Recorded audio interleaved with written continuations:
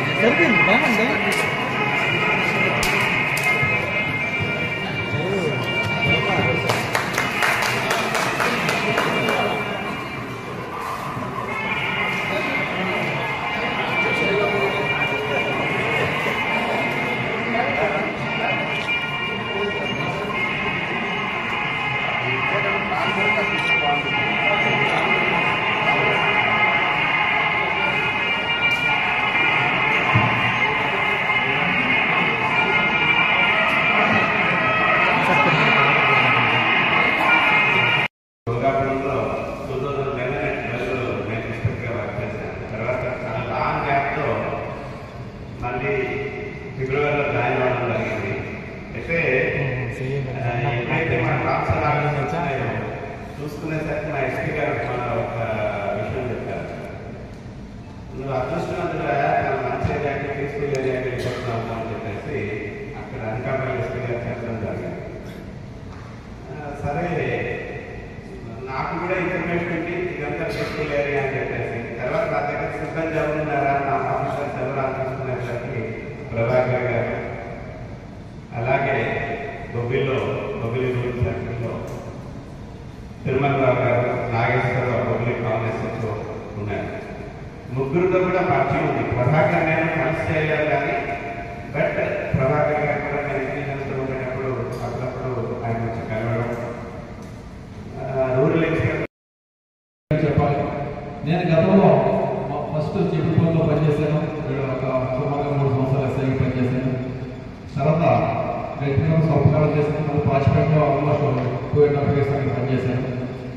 అయితే గతంలో నేను ఆ డిఎస్పీస్ దగ్గర పనిచేసినప్పుడు నేను చాలా ఒక రకమైన అంటే వాళ్ళని గిరిచిపరచడం కాదు, ఇప్పుడు ఒక శిక్షించడం ద్వారానే దీంట్లో మార్పు తీసుకురావడం, దీంట్లో పనిచేయించగలం అనే ఒక ధోరణిలో నడిచాను. అది ఎప్పటికీ నాకు వ్యతిరేకం. కానీ అప్పుడు నేను ఏదైతే దాన్ని నేను ఆలోచించేవాడినో అలాంటి ఒక పాజిటివ్ వైబ్స్ పాజిటివ్ వైబ్రేషన్స్ అంతా పనిచేస్తుంది. ఇప్పుడు తిట్టడం కానీ కించపరచడం కానీ ఇలా చేయడం చెప్తాడు సార్.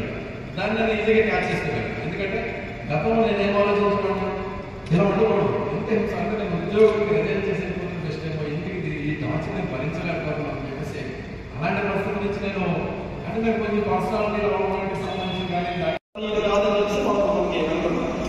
నెక్స్ట్ ఎవరు ఛాన్స్ ఉంది, హస్బెండ్ మీద ఛాన్స్ ఉంది. ఎందుకు హస్బెండ్ ని అమ్మాయి ఫోర్స్ఫుల్ గా పెళ్లి చేసుకుంది అంటే నువ్వు చేసుకోకుండా చచ్చిపోతాను చెప్పి అమ్మాయి ముందు కొంచెం అమ్మాయి కొంచెం ఎఫ్ఐఆర్ ఉంది, ఇద్దరికి ఎఫ్ఐఆర్ ఉంది, మిగతా ఎఫ్ఐఆర్ ఉన్నా కూడా కొంచెం అనుమానం ఈ అబ్బాయి. సో ఈ అబ్బాయి ఇష్టం లేకుండా పెళ్లి చేసుకుంటాం. సో ఈ అబ్బాయి ఎక్కడ ఉన్నారు ఆ రోజు ఆ యాంగిల్లో మనం ట్రై చేస్తాం.